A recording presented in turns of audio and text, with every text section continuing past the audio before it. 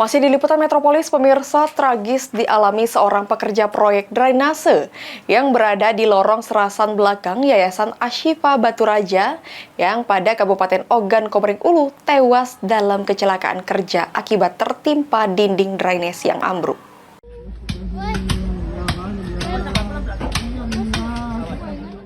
Polsek Batu Raja Timur bersama personil TNI, Damkar, dan masyarakat sekitar melakukan evakuasi korban kecelakaan kerja pembangunan drainase berlokasi di Jalan Lintas Sumatera, Lorong Serasa, Desa Air Pauh, Kecamatan Batu Raja Timur, Ogan Komering Ulu. Diduga pembangunan proyek tersebut dikerjakan asal-asalan dan tidak menggunakan material yang berkualitas. Akibatnya, saat pekerja hendak melakukan pembongkaran, mal yang dipasang di bangunan itu ambruk menimpa dua pekerja.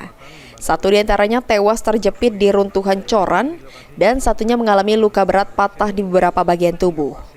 Kedua korban berhasil dievakuasi hampir 1 jam lebih oleh petugas damkar, polisi, TNI, dan masyarakat setempat. Dan itu kemarin bangunan ini kemarin langsung runtuh, Pak. Ada sebagian dari pihak dari tukang kemarin minta tolong. Jadi kami dari warga sini kemarin langsung ke lokasi. Posisi sudah roboh bangunannya, Pak. Sudah tertimpa. Ya, sudah tertimpa. Yang satunya patah kaki, yang satunya kemarin itu posisinya tertimpa semua badannya, Pak. Nah, posisi tinggal leher aja kan. Nah, itu sempat kita tolong itu masih hidup atau sudah meninggal? Posisinya yang satu kemarin sekarat, Pak. Sekarat. Sudah sekarat. Nah, posisi yang kemarin, yang satunya kemarin masih posisi hidup lah, yang patah kaki kan. Nah, itu kemarin. Jadi korbannya ada berapa, Pak? Kemarin korbannya 2, Pak. Satu sudah meninggal dunia, Pak. Terakhir dievakuasi.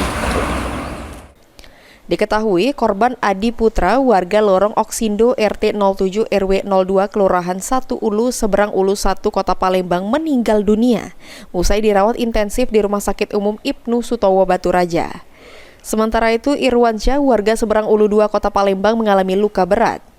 Saat ini kasus tersebut masih ditangani oleh pihak kepolisian Polres Ogan Komering Ulu. Polisi sendiri belum memberikan keterangan resmi terkait kejadian itu. Ari Pranika, PAL TV.